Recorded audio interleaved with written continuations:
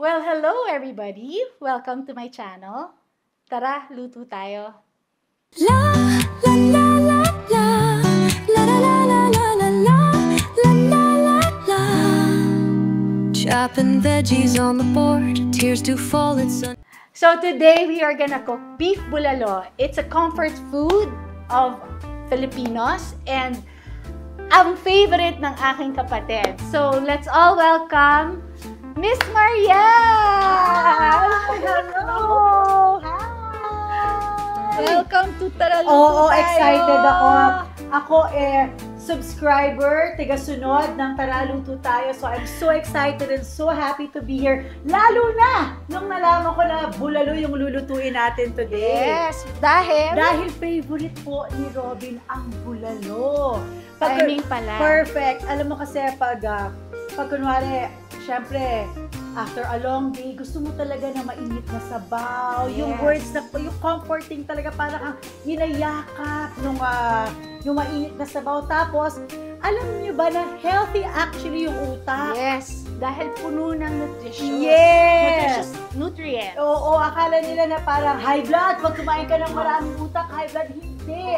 Actually, very healthy cholesterol siya. Yes. Kailangan ng brain natin. Yun. Oh, it's a food for the brain. Tapos pa, syempre, dahil ininom mo siya ng matagal, collagen. Yes. Importante sa skin naman yes, natin. Yes, pampabeauty. Para kasing blooming. Oh, ikaw! Oo. So, ngayon, start na natin. Start na natin. So, ginawa natin, stinart na natin yung pagpapalambot ng beef brisket kasi matagal pag ginawa natin na slow cook. At saka yun talaga yung essence niya, kailangan malambot. Malambot. Wala oo. pong kwenta kung matigas. Yes. Kalimutan na natin, wag na lang tayo magbulalo kung matigas din naman pala. Yes. Oo. Oo, diba? Hindi talaga. Oo. Diba, paano tayo kakain matigas? Diba? Turn Ang off sarap na din. kagad yun. Turn off Oo. na, wala na. Ang sarap Wala dyan. na yung sarap. Ang masarap dyan yung mga litin. Yes. Makakain mo yung mga ganun. Ngayon, pag matigas, bye-bye. Ang style talaga ng bulalo, magkakasama yung karne na niluluto. Kasi nga, it takes a long time na lutuin siya because our meat is so matigas. Yes. Ang karne sa Pilipinas matigas. Hindi ko alam kung bakit. Nagbubuhat ba sila sa Baka farm? malaki yung farm na talaga nag-walking sila ng mabuti. Oo. Anyway, Oo. so, ang ginagawa namin is binabalot namin yung may utak. Yung bone marrow. Yung ng aluminum Ng foil, aluminum which is foil. hindi na natin pinakita. Ito yon para yung utak hindi pumunta sa Kasi bang. nalulusaw. Kasi nalulusaw siya. Pag matagal mo siyang kasi kailangan matagal di ba? Malulusaw talaga. Malulusaw So, ang siya. ginagawa mo, binabalot mo siya ng aluminum foil, tapos inaahon mo siya ahead of time. Ahead of time. Oo. Kasi nga, siguro mga 30-45 minutes lang yung Okay na siya. yung utak.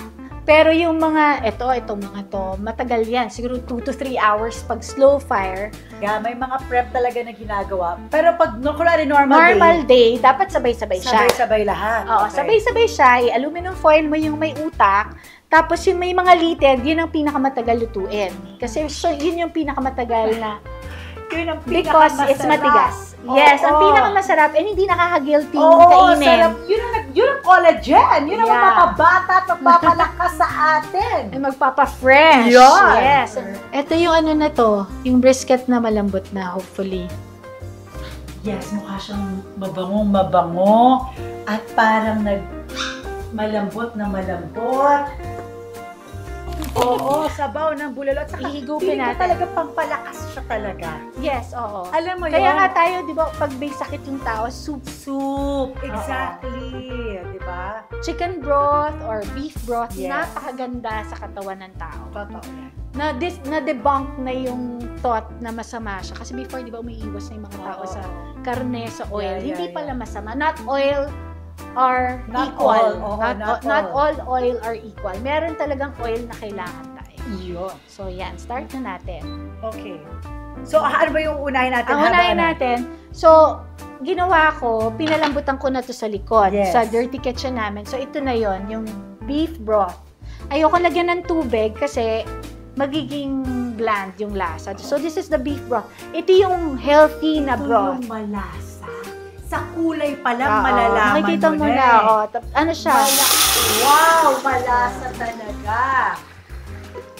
sa kulay pa lang, alam mong Oo. hours siyang pinakuluan. Mga 3 hours ko siyang pinakuluan. Oo, grabe. Yung bias with the tendon, which is yung, Yes, how do you call the tendon? Litid. Dalitid, Oo. yes. Yun ang mga masasarap. Tapos, lalagyan na natin yung onions. Okay. Kasi ito yung pampalasa ng bulalo. Ang bulalo, hindi mo kailangan lagyan ng Garlic. garlic. Okay. Just So, the ito yung onion. maglalabas ng flavor niya, yung onions. Yes. And then, lalagyan natin ng peppercorn. Yes, kailangan buo talaga eh. Actually, hindi ko alam bakit hindi pwedeng Oh, yung Ground ground. lang. Oo.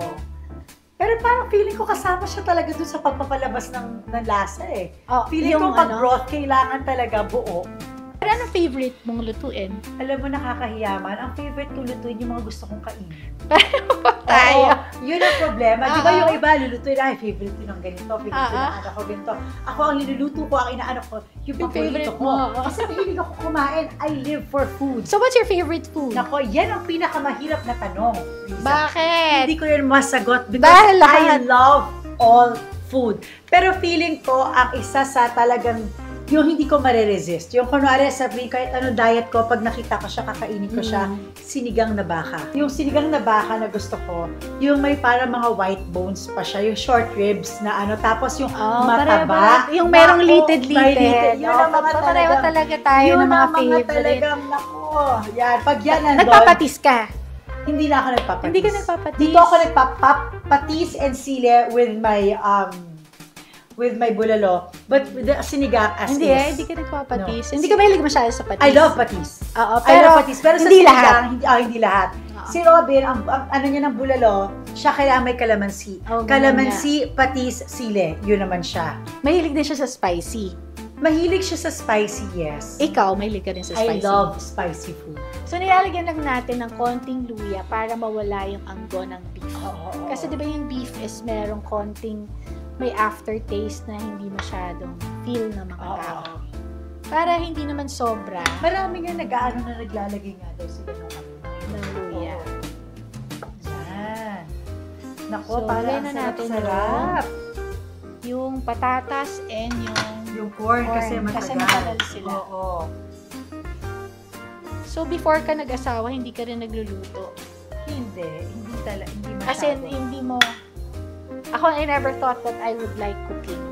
Talaga. Same tayo, na hindi rin ako masyadong nagluluto. Yeah. Pero pag nagluluto ako, yung favorite Oo, ko yung favorite. rin. Exactly. At saka, kasi like, yung grandparents ko mahilig magluto. So, Oo. nakikita mo si mama mo, Oo, mahilig. super mahilig magluto. So, Lahat ba ng, yung lahat ng meals niyo noon, siya nagluluto, gano'n? hindi naman. Kasi ano siya eh, negosyante yung nanay ko eh. So, ano siya, parang katulad ko rin na kung kailan ko lang feel magluto, doon din siya nagluluto. Pero pag nagluluto siya, tinuturuan niya yung yaya. So, natututo yung yaya na Yes. masarap Yung na style luto. niya, oo. Tapos, at the same time, kaya ako naging mahilig nga kasi masarap siya magluto. Yes. Because yung tatay namin, mahilig sa kare-kare, mahilig siya sa mga rich na food. Kaya si Yes. mami, yun, natuto siya magluto. Oo. Because of that. Oo nga eh. Kasi sa kila Robin, aside from the kare-kare, Papa Roy would make spaghetti for them. Like, it's so special. The spaghetti is so special to them. Yung na-try ko ata yung luto ni Ate Richie. Yan. Oo. Yung para may liver. Yes. Oo. Yes. Nag-invite ka nun sa birthday ni Ate Wena ba yung meron?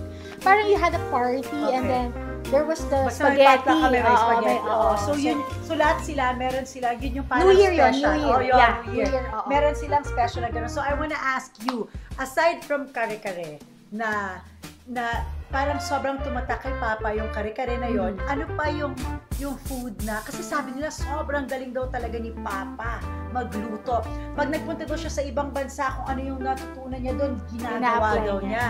Ano, sa family, ang ano niya is adobong puti.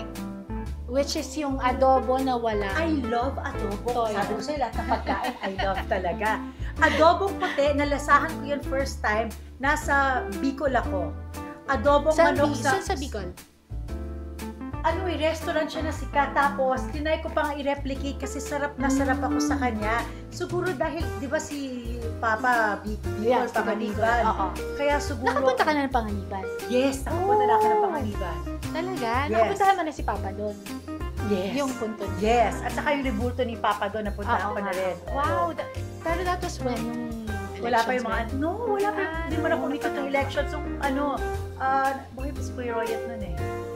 Siguro Birthday ni right Papa. 2020. Birthday ni Papa nung nagpunta kami nun sa March 4. March 4, yes. March 4. Oo. So, sa inyo, adobong puti. At saka yung kare-kare. Oo, yung kare-kare daw talaga, ano niya, tas sinasabi, Saka everyone ano pa had a yan, role. shirtless. Pag kumakain siya ng kare-kare, walang t-shirt, pawis-pawis yun, tapos nagkakamay. Isipin mo, kinakamay mo yung kare-kare, Kare-kare, diba? oo. Ganun, sobrang hilig ng papa namin kumain. Oo. Yes, so tingnan natin to kung ano na. Ayan Ayan, na. kumukulo na. Kumukulo na siya. Patagalin lang natin konti pa kasi yung corn matagal maluto. Oo. Tapos patapos na rin yung Yes, biscuit. oh my gosh, oo, 8 minutes na lang.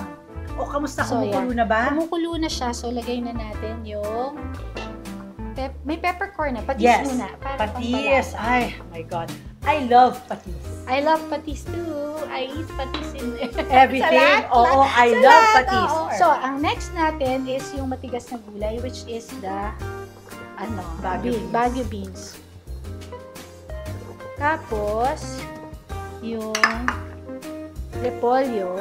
Actually, pag-isip mo, complete meal na siya eh. Ay, Complete meal na siya kasi ang dami niyang gulay. Diba? And mas matagal mo rin niluto. So, yung mga katas ng mga gulay nandiyan na siya sa soup. So, Yes. talagang sobrang healthy niya. Tapos, for this one, nilagyan ko rin ng saba. Nakita ko. So, Para- magkakaroon siya ng sweeter effect. Yes.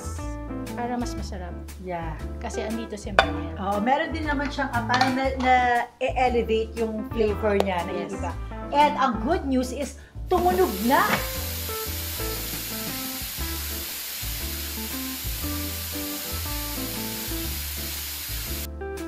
So, nilipat na natin sarap!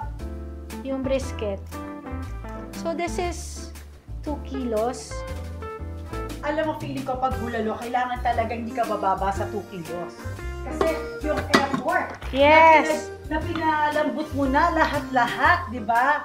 Ay, ang lambot na niya. Ako, nararamdaman ko na siya talaga. Wow, grabe. Nagsasani puwersa na po lahat-lahat. Di ba yung ibang tao sasabihin nila na, ay naku, sa kakatikim, hindi na ako nagugutom. Hindi ako ganun. Ako, the more na tinitikman ko, lalo akong, oh my gosh, kakain na tayo. Ganon. Pero ikaw ba, hindi mo na-feel yung pag ikaw yung nagluto? Parang, Never! Hindi mo na, kahit ikaw Never. magluto, maging ganado ka Kahit pa rin. nakailang beses pa akong tikim, ako lalo lang siya sumasarap. Sobra kong hilig kumain. Mas malakas ako kumain kaysa kay Robin. Talaga? Oo, nagugulat na siya na parang, oh, kaya mo pa.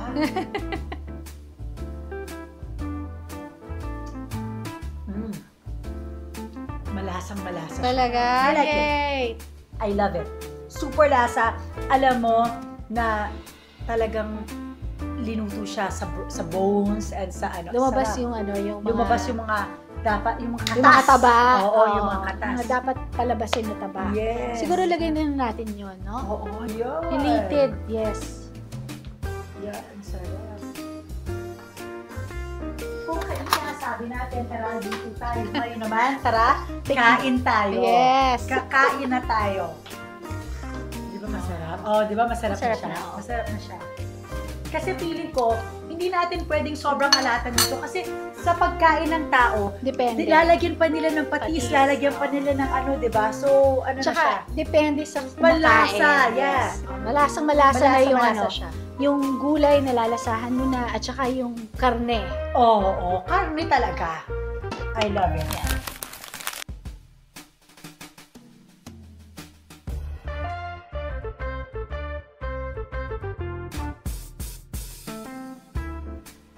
So, tara, tikman na natin.